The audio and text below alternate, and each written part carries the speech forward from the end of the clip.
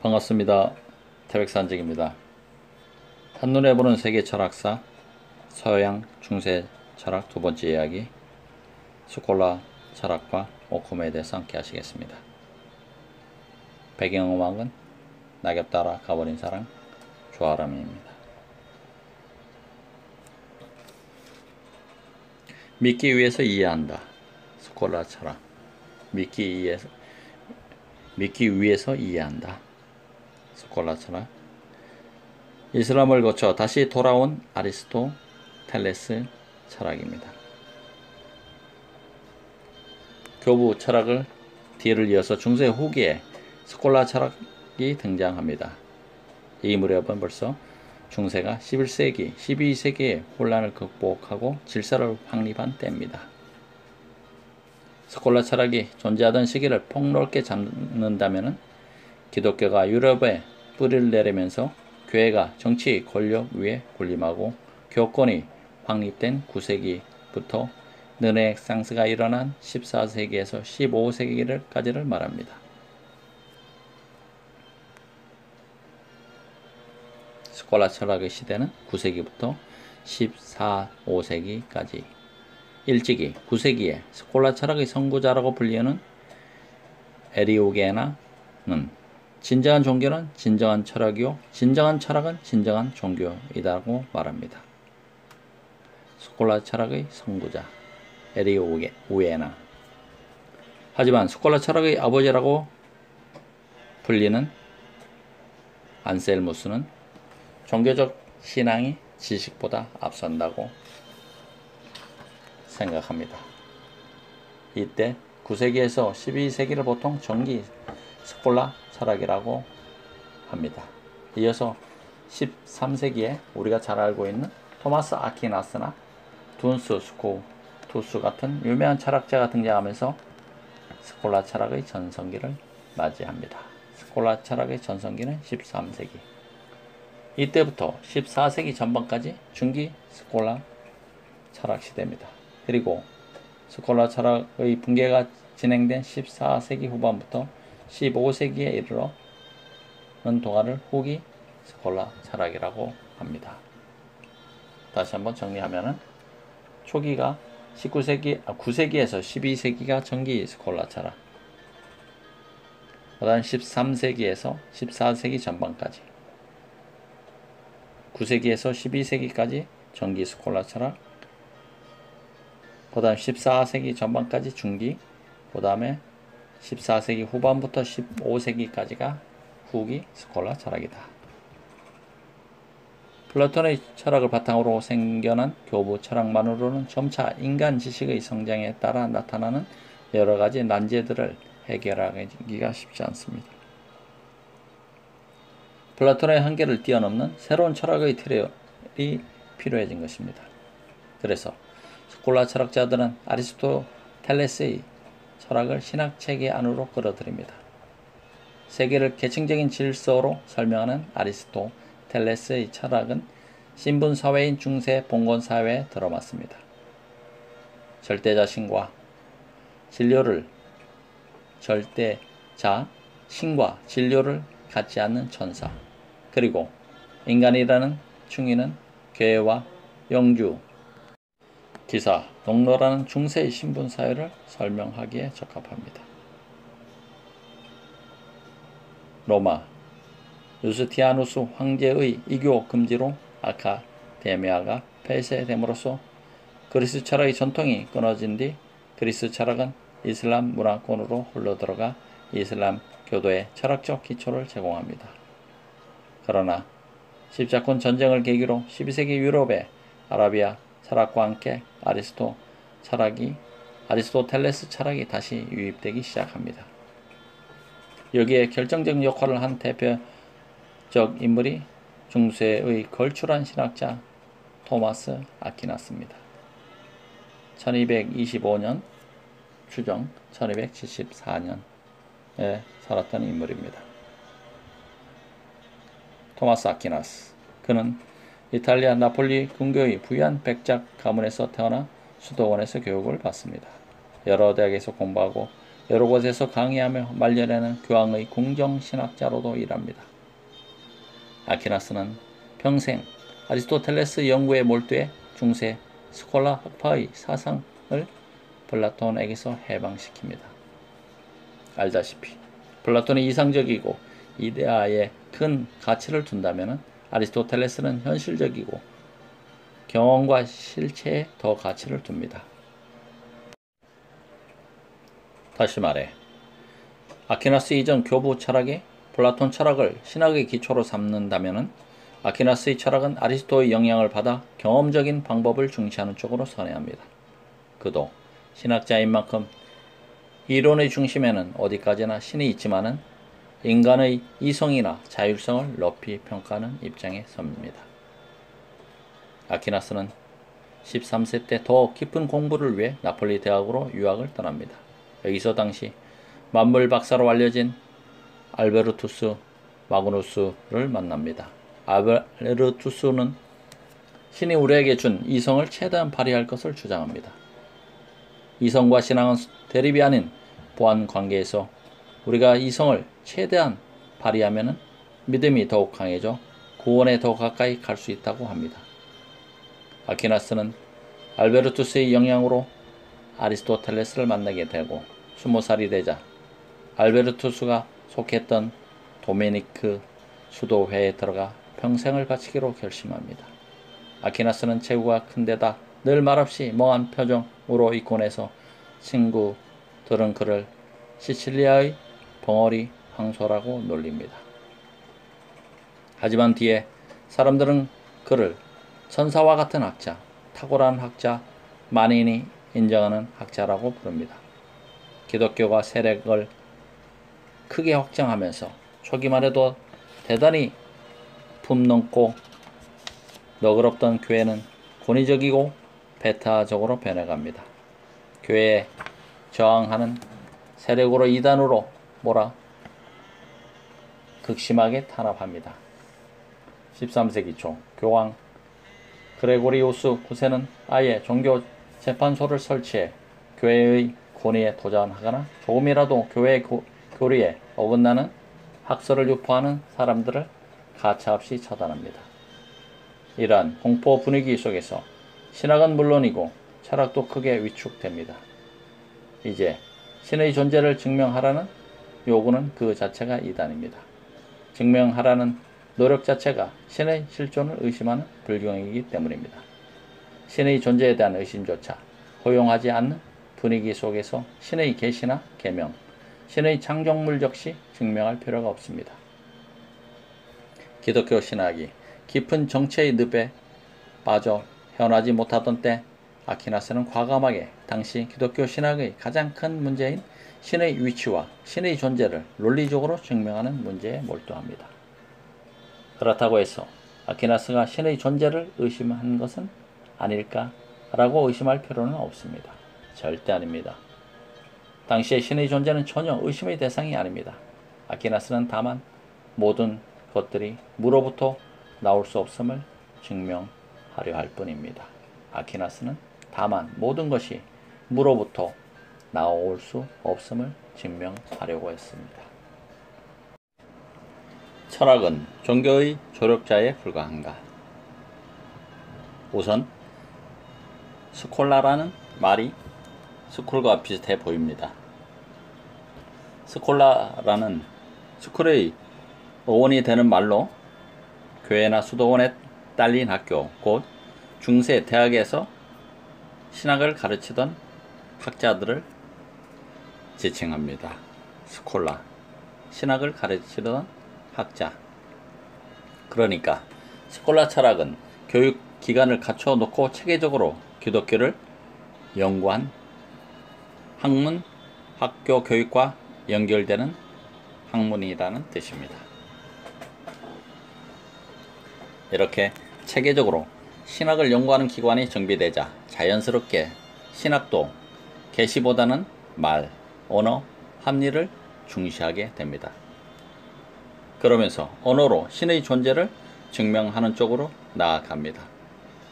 이런 시대 아퀴나스는 신학과 철학, 신학과 이성, 자연과 인간을 조화시킴으로써 기독교의 교리를 철학적으로 논증하고 합리적으로 설명하고자 합니다.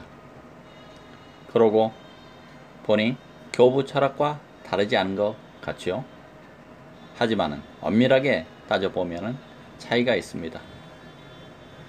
교부 철학이 신과 신앙 쪽으로 치우친다면 스콜라 철학은 신뿐 아니라 인간과 이성에 비중을 둡니다. 교부 철학은 신과 신앙 쪽에 치우치고 스콜라 철학은 신뿐만 아니라 인간과 이성에 비중을 두었다. 아퀴나스는 인간과 이성에 대한 연구를 결코 기독교 신앙에 대한 위협으로 보지 않았습니다. 만물 가운데 신의 가장 뛰어난 피조물이 바로 인간 그리고 이성이기 때문이었죠. 그래서 철학과 신학의 조화를 위해 노력합니다. 이러한 노력에 가장 큰 영향을 끼친 것은 아라비아에서 역수입된 아리스토텔레스의 철학입니다. 아퀴나스는 아리스토텔레스 철학이 플라톤 철학보다 그리스도교의 기초를 세우는데 더욱 적합하다고 생각했던 것입니다. 플라톤의 방법이 자연을 초월한 세계를 향해 나아가는 것이라면 아리스토텔레스의 방법은 세계, 자연의 다양한 존재, 말, 언어로 설명해 가는 것입니다. 하지만 여전히 신학자들에게는 신앙이 중요한 것 아니겠습니까?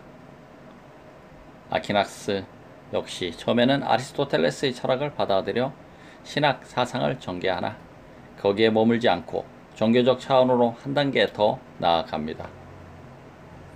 앞서 아리스토텔레스가 형상과 진료로 운동과 변화의 문제를 이론적으로 해결한다고 했습니다. 아퀴나스는 구체적으로 사물, 실체, 운동의 원인을 네 가지로 듭니다.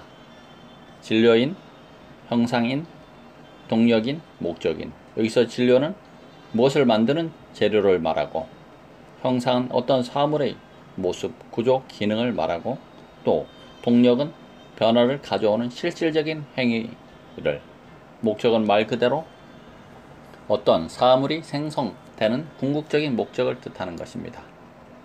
아퀴나스가 구체적으로 사물의 실체, 운동의 원인을 네 가지로 든 것을 다시 한번 보면은 진료인, 형상인, 동력인, 목적인 이렇게 네 가지로 드는데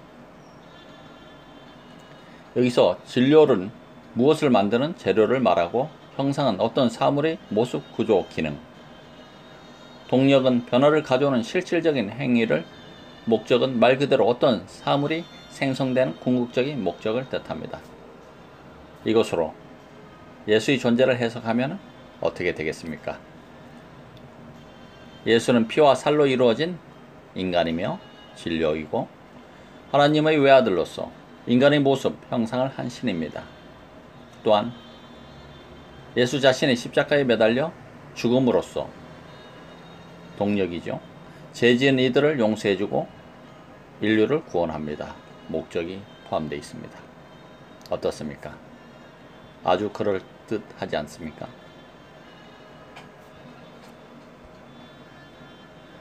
다음 이야기는 이성을 통해 신이 있음을 증명하였습니다. 이성을 통해서 신이 있음을 증명하다. 아퀴나스는 신의 존재도 이론적으로 증명할 수 있다고 생각합니다. 여기에서 아퀴나스의 인물에 대해서 잠깐 알아보도록 하겠습니다. 토마스 아퀴나스 1225년에 추정되고 1274년까지 살았던 인물로서 이탈리아의 기독교 신학자로서 아리스토텔레스의 철학을 수용하고 이를 기독교에 적용시킵니다. 신학과 이성, 철학을 조화시키는 데 있어서 이성에 의해서 신의 존재를 증명할 수 있다고 주장합니다. 다만 철학은 신학의 신여인 한해서 진실한 것이고 몰락의 위기에 빠진 기독교를 철학적으로 재정립시킨다는 점에서 그의 업적을 찾을 수 있었던 것입니다. 그의 사상은 오늘날 신 토마스주의로 재등장하고 있습니다.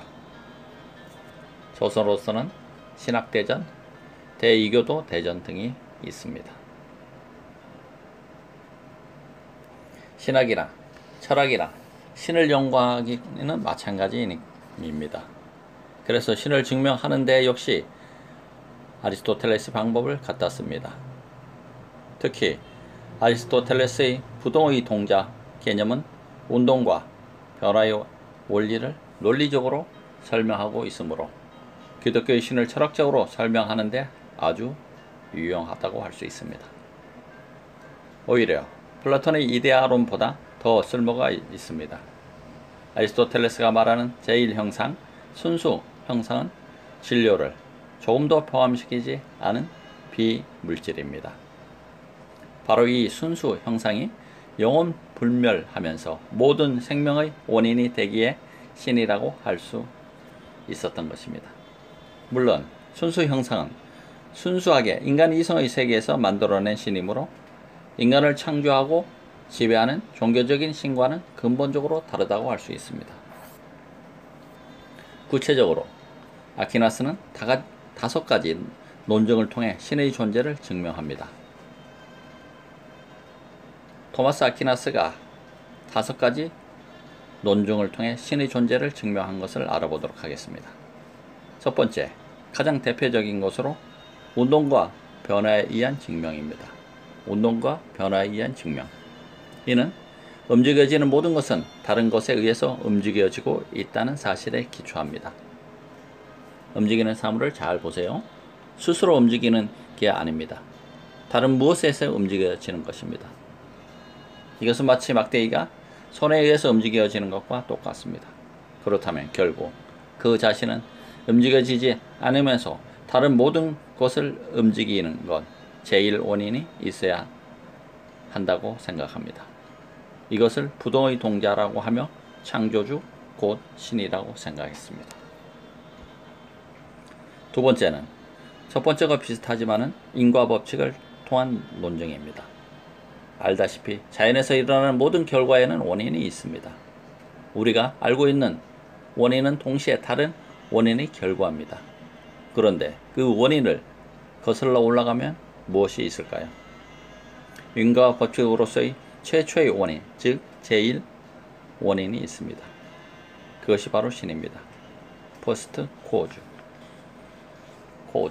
C-A-U-S-E, First cause.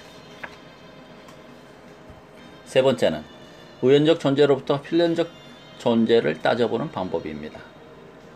우연적 존재는 우연히 존재할 수도 우연히 사라질 수도 있는 존재입니다. 늘 존재하는 존재가 아닙니다. 만약에 모든 것들이 우연적인 존재라면 어느 순간에는 이 세상에 존재하는 것이 하나도 없을 수도 있습니다. 어느 순간이라는 모든 것이 우연히 사라져버리는 순간일 테니까요. 그러니까 논리적으로 세상에는 언제나 존재하는 필연적인 존재가 있어야 한다는 것입니다. 그래야 세상이 존재할 수 있다는 것입니다. 그 필연적 존재가 무엇일까요? 바로 신이라고 생각했던 것입니다. 네 번째는 상대적 가치가 존재하므로 필연적으로 절대적 가치가 있다고 보는 증명법입니다. 우리는 이것이 저것보다 더 아름답다라거나 이것은 저것보다 더 좋다라고 비교 판단하죠. 즉 가치의 등급을 매깁니다. 이것을 철학적으로 완전함의 등급이라고 말합니다. 그런데 이러한 비교는 완전한 아름다움이라는 기준이 있어야 가능합니다. 이 말은 만물의 절대적 가치라는 기준이 있음을 뜻합니다. 그 기준을 제공하는 존재가 바로 신이라고 생각했던 것입니다. 그리고 마지막 5째는 목존론적 증명입니다. 자연을 잘 살펴보면 거기에는 특정한 질서와 조화와 의미가 있음을 알 수 있습니다. 그런데 이런 질서, 조화, 의미를 단순한 우연이나 운명이라고 말할 수 있을까요? 모든 질서를 통제하는 누군가가 있는 것은 아닐까요? 어떤 지적 설계자가 자신의 의도에 따라 일을 꾸미는 것은 아닐까요? 아퀴나스는 자연은 목적을 위해서 작용하고 있으며 이는 우연히 일어나는 것이 아니라 목적을 지향하는 결과일 수밖에 없다고 말합니다. 즉 설계자가 의도한 목적성이 있습니다. 그 지적 설계자가 바로 신이라고 생각했던 것이죠. 이처럼 아퀴나스는 아리스토텔레스의 철학을 받아들이기는 하지만은 아리스토텔레스가 추구하는 덕과 행복에 만족할 수가 없었습니다. 그 본질은 윤리적 덕이고 일시적 행복이기 때문입니다. 오히려 그가 보기에 인간은 오직 신의 은총에 의해서만 종교적 덕과 영원한 행복을 이룰 수 있다고 봤습니다. 여러분은 오직 믿음과 신의 사랑인 구원에 의해서만 하늘나라에 갈 수 있다는 말을 들어본 적이 있습니까? 영원한 행복은 믿음, 소망, 사랑이라는 종교적 덕을 실천함으로써 얻게 된다고 아퀴나스는 말하고 있습니다. 5가지 논증. 첫 번째, 운동과 변화에 의한 증명. 두 번째, 인과 법칙. 세 번째, 우연적 존재로부터 필연적 존재를 보는 방법. 네 번째, 상대적 가치가 존재하므로 필연적으로 절대의 가치가 존재한다는 것. 다섯째, 목적론적 증명법이었습니다. 질의사항. 종교와 관련한 철학을 공부하다 보니 평소에 갖고 있던 의문이 하나 떠오릅니다. 사랑과 자비를 바라는 종교에서 폭력과 테러, 전쟁이 난무하는 까닭은 대체 무엇일까요? 답변. 기독교처럼 유일신을 내세우는 이슬람 교도와 비교해 보겠습니다. 알다시피 성서와 코란, 암송하다, 읽어야 할 것이라는 뜻이죠. 둘 다 유일신의 말씀입니다. 그러면 어느 쪽이 진실일까요? 유대인들이나 기독교인들은 의심할 것도 없이 성서가 사실이고 코란이 사실이 아니라고 할 것입니다. 마찬가지로 코란도 이렇게 말하죠. 신의 참된 종교는 이슬람뿐이다. 이슬람을 모든 종교 위에 있도록 하신 분이 바로 하나님이다. 그렇다면 경전의 신빙성을 의심해 볼 여지는 없을까요? 성서에서는 모든 성경은 하나님의 감동으로 된 것이며 율법의 한 획이 떨어짐보다 천지 없어짐이 쉽다고 말합니다. 이 점은 코란도 마찬가지입니다. 이것은 한 점의 의혹도 없는 책이다. 또한 이런 구절도 있습니다. 왜 그들은 코란을 꼼꼼히 생각해 보지 않는가? 만일 이것이 신이 아닌 다른 것들로부터 온 것이라면 그들은 틀림없이 이것에서 많은 모순점을 발견했을 것이다. 나아가 믿는 자들아, 불신자들을 죽여라. 그리고 너희들이 엄함을 깨닫게 하라고 하며 너희에게 다른 종교를 권하는 자들은 어디서 발견하든지 죽여라 라고 합니다. 그런데 성서에서도 나 이외에 다른 신을 내게 두지 말지니라 라고 하고 만일 다른 신을 섬기면 신 여호와의 진노로 속히 망하게 된다고 말합니다. 이런 근본주의 원리주의적 태도가 폭력성을 띠는 원인이 되는 것입니다. 믿음, 소망, 사랑 중에 제일은 사랑이라는 말은 널리 알려진 성경 구절입니다. 왜 사랑을 제일로 꼽는지 궁금합니다. 질문. 답변. 아우구스티누스에 따르면 사랑에서 믿음이 생기기 때문입니다. 또 믿음을 통해서 사랑을 그 극치에 이르게 되죠. 그리고 사랑과 믿음이 하나 되는 곳에서 소망이 생깁니다. 무엇보다도 신에 대한 사랑은 인간을 행복으로 인도하는 최고의 덕이라고 아우구스티누스는 말합니다. 아우구스티누스에 따르면 사랑에서 믿음이 생긴다. 또 믿음을 통해서 사랑은 극치에 이르고 사랑과 믿음이 하나 되는 곳에 소망이 생긴다는 것. 신에 대한 사랑은 인간을 행복으로 인도하는 최고의 덕이라고 보았습니다. 아우구스티누스. 다음 주제는 신앙과 이성을 둘로 갈라놓다, 오콤에 관한 이야기입니다. 신앙과 이성을 둘로 갈라놓다, 오콤. 신학과 철학의 분리를 외친 마지막 중세 철학자가 오콤입니다.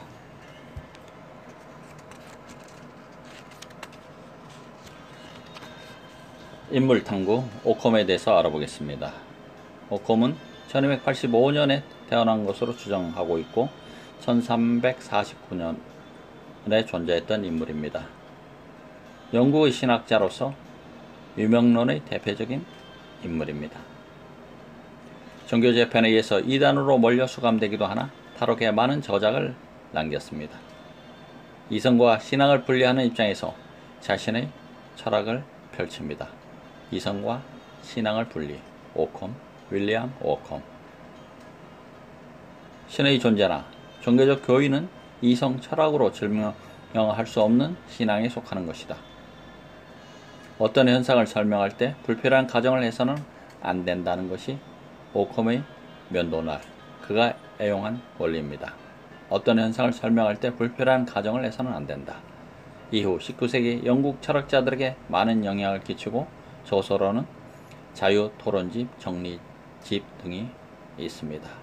오콤의 인물 탐색이었습니다.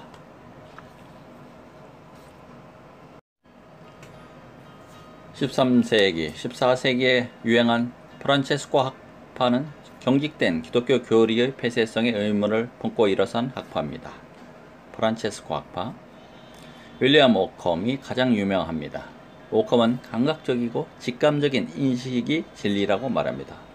감각적이고 직감적인 인식이 진리라. 그래서 그를 영국 경험론의 선구자라고 부릅니다. 그는 모든 지식은 경험으로부터 나오지만 신에 대한 경험은 존재하지 않는다고 합니다. 신에 대한 지식은 불가능하다는 뜻입니다. 이렇게 철학과 신학을 분리시킵니다. 이러한 주장은 교회가 정치에 개입하면 안 된다는 논리로 이어져서 세속 정치에 관여하는 교황을 비판하게 되는 근거가 됩니다. 그는 종교 재판에 의해 이단으로 몰려 투옥되지만 당시 교황과 다투던 한 황제의 힘을 빌려 도주합니다. 이때 남겨진 유명한 말이 있습니다. 당신이 칼로서 나를 지켜주면 나는 펜으로 당신을 지켜주겠다. 당신이 칼로서 나를 지켜주면 나는 펜으로 당신을 지켜주겠다. 오콤 외에도 프란체스코 학파에는 노조 베이컨, 둔스 스코툴스 같은 수도사들이 있습니다. 그 가운데 영국의 신학자이자 철학자인 노조 베이컨은 근대 과학의 선구자로 평가받습니다. 그는 추리나 사유에 의해서는 아무것도 증명할 수 없다.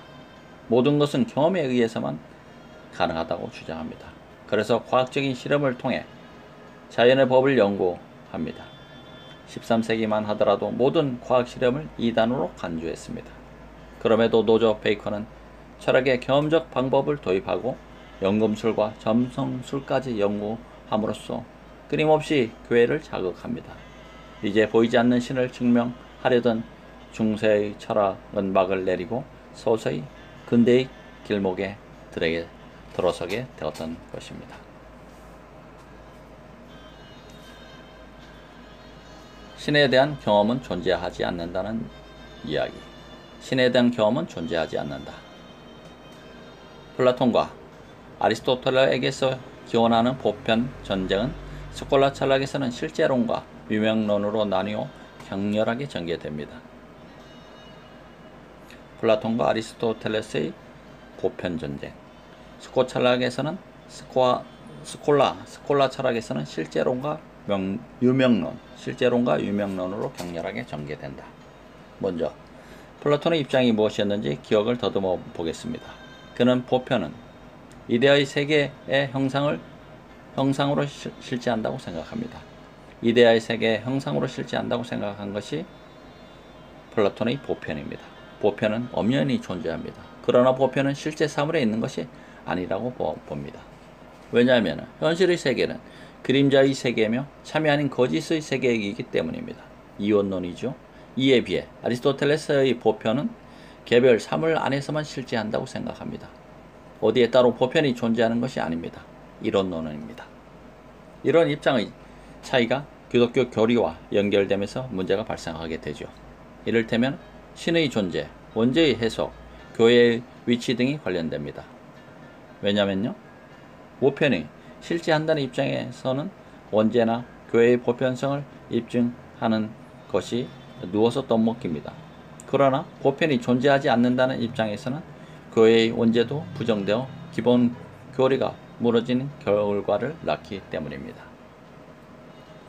플라톤의 관점에 서 있는 신학자들을 실제론자라고 합니다. 이들에게 보편이란 개개 사물에 앞서서 실제로 존재하는 겁니다. 그렇기 때문에 가장 완전하고 보편적인 신 이데아는 모든 피조물에게 앞서서 초월적으로 존재한다고 보았습니다.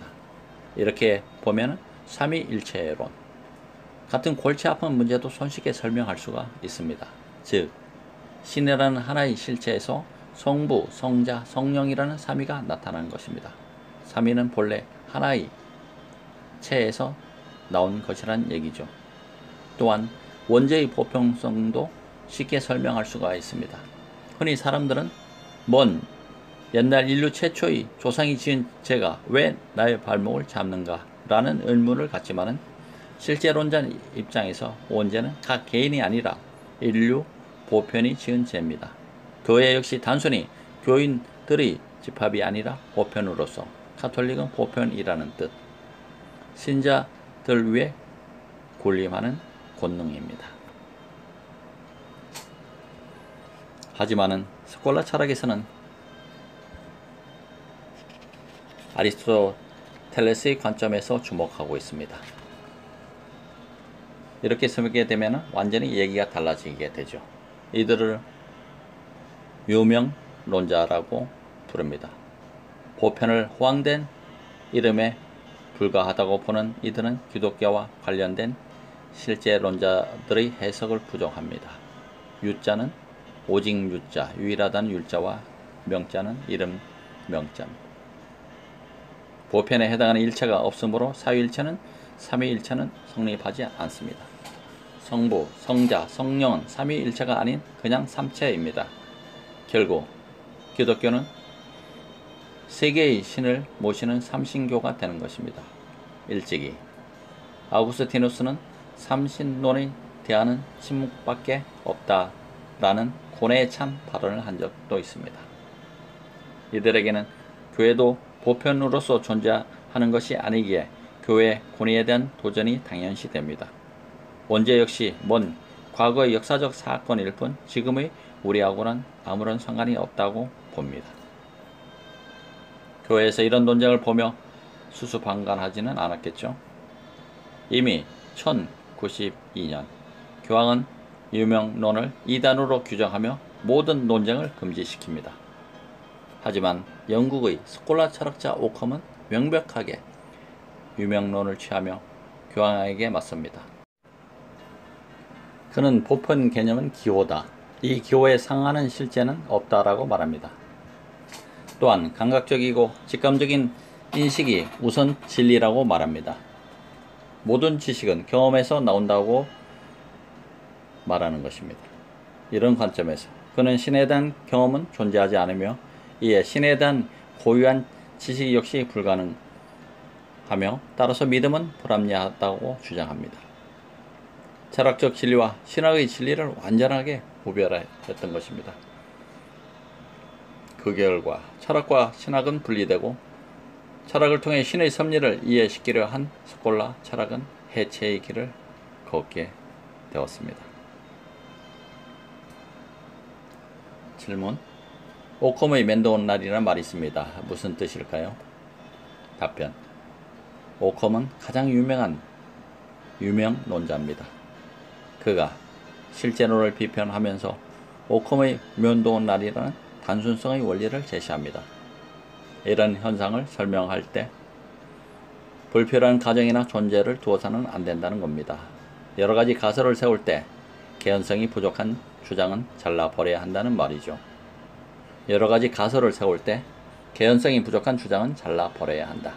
그렇기 때문에 믿음의 영역인 신학에는 이성의 논리가 통용되지 않는다. 신에 대한 경험은 존재하지 않으며 따라서 신에 대한 고유한 지식 역시 불가능하다. 따라서 믿음은 불합리하다. 나아가 신학과 이성이 서로 별개이므로 교회는 정치에 개입하면 안 된다고 주장했습니다. 결국 오컴은 당시 세속 정치에 깊이 개입하고 있던 교황의 반감을 사서 도망 다니는 처지가 되었던 것입니다. 질문사항. 중세의 유명론과 실제로는 매우 중요한 철학적 논쟁이라고 생각이 듭니다. 그 역사를 정리해 주시기 바랍니다. 답변. 중세에 보면 보편 문제를 본격적으로 끌어들이는 사람은 중세 초기의 학자 보이티누스입니다. 그는 보편이 실제로 존재하는지 다만 우리 오성 속에서만 존재하는지에 대해서 궁금해했습니다. 사물의 유와 종이 과연 그 자체로 실제하는가? 라고 묻곤 하죠. 중세에는 유와 종을 모두 보편이라고 통칭해 부릅니다. 여기서 한 걸음 더 나아가 보에티우스는 만약 그것이 실제로 존재한다면 그것은 감각적 사물과는 별도의 것인가? 아니면 단지 감각적 사물 속에 존재하는데 지나지 않는 것인가? 라고 묻지만 스스로 답을 하지는 못했습니다. 그 뒤 안젤무스와 아벨라르에 의해서 실제론과 유명론으로 나뉘어 논쟁이 계속 전개됩니다. 안젤무스는 신은 개별자 또는 개체 존재자들의 진정한 본질이고 개체에 앞서 실제하는 것이라고 주장하는 실제론자입니다. 그의 신의 본체론적 증명, 다른 말로 존재론적 증명으로 유명합니다. 신은 완전한 존재다. 존재라는 속성이 없다면 그것은 불완전한 것이다. 따라서 완전한 존재를 속성으로 가져야 한다.